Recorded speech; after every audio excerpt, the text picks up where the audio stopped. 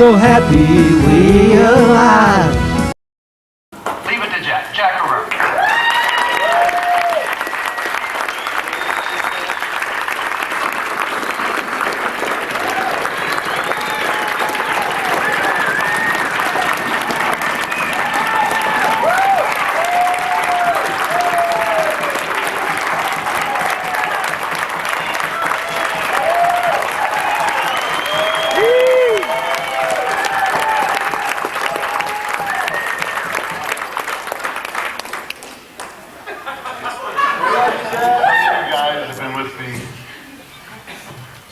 For 20 and 25 years, 28 years I've been doing this.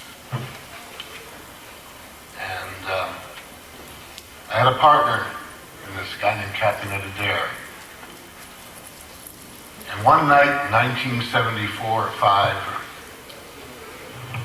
after writing about marijuana and hemp for about 3 years in magazines and newspapers on a constant monthly basis, we had our revelation.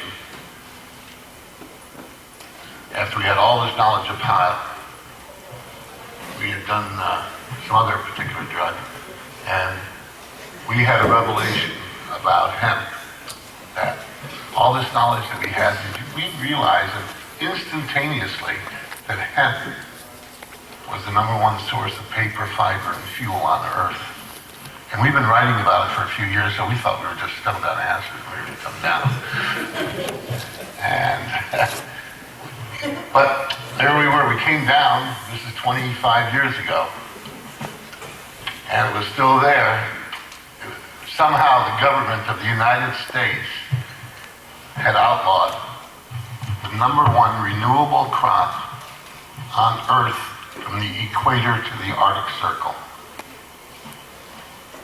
This plant that could literally stop the world from poisoning itself.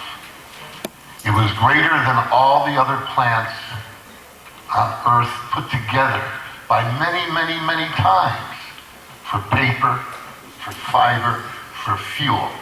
So we thought, hell, knowing this, everybody's going to vote for it within 2 years. All we have to do is get this information out. Well, 25 years, and I have been doing my damnedest. Captain Ed, who died in 91, and made a promise with me that we would do this every day until we were dead. It was legal. We turned 84 back in 75. He made me make that promise 3 or 4 times to him. And we worked all the time, and you people that know me know this. We worked all the time to legalize pot every way we possibly could or had the finances to do. Since the first day, and we've been out getting this information out, that we had found out that marijuana was this great thing. Most of you read my book or one of the other books on hemp. You know the story. This is the most untold story in America. It's still not taught in schools. 80% of all paper, fiber, and fuel was made from hemp until 100, 200 years ago. And not a word to us in school. And that's our fault, because we should be out there yelling, telling, and teaching these people. Well, we got a call. We got a call from Alaska. Now, I've been active in every petition that I could be active in.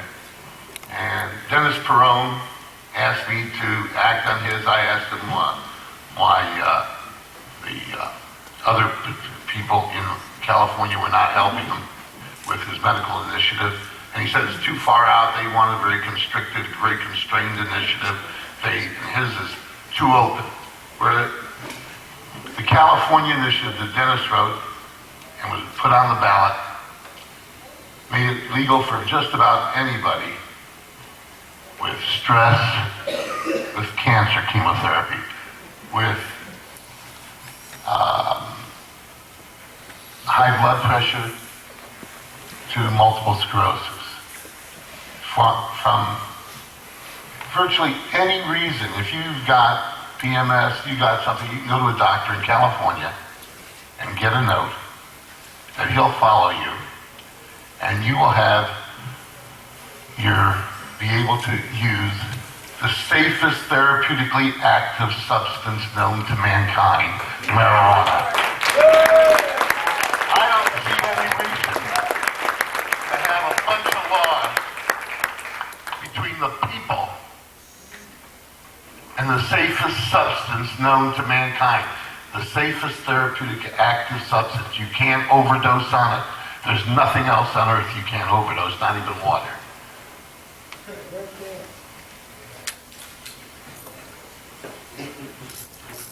So, a few months ago, in November, we got a call from Alaska to say, hey, we've called Normal, we called High Times, we called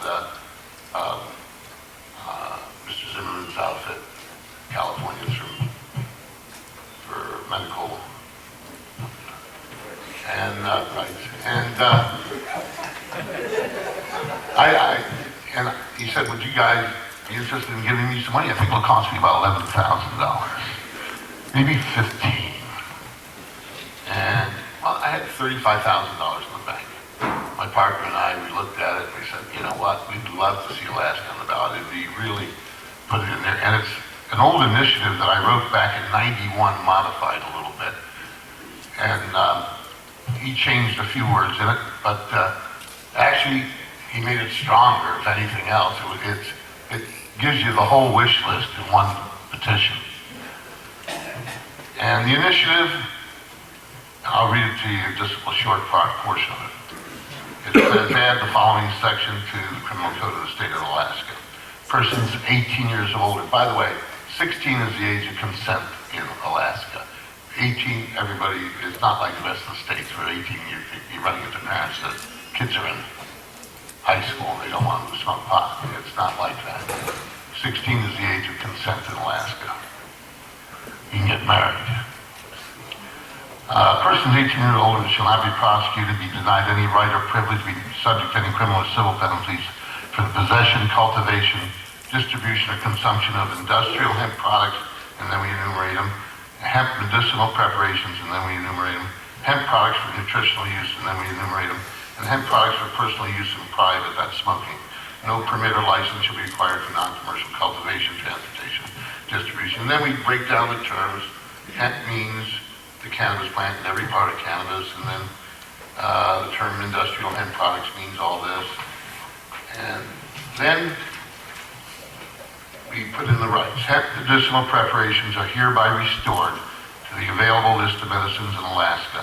Licensed physicians shall not be penalized for or restricted from prescribing hemp preparations for medical purposes to patients of any age.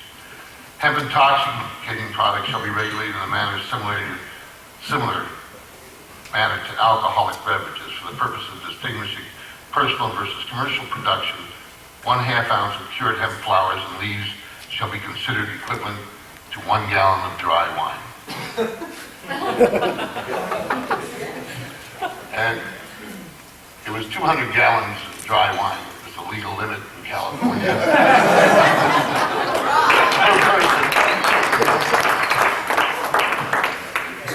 So, and then we get down to the part that everybody likes to say, listen, I wrote this part in '91. I modified it a bit in '92, '93, '94, '95, '96, and other initiatives I tried to get on the ballot. But, by the way, you must remember that our organization, the hemp organization, and up until this year, in 28 years, have never asked the public for 1 penny. We funded it out of the money we made from the businesses we did. And Captain Ed and I and Mike Kleiman have funded this thing totally out of our pockets, personally, and never have asked you for help. And this year, we're going to ask you for help. 28 years, and I think if you know, we've done a good job of educating the country on hemp, something that nobody else would have ever done. In fact, when we educated most of the rest of the country, and I think we went through a big degree of having to convince Normal, even High Times at one time, that we were right about the hemp information.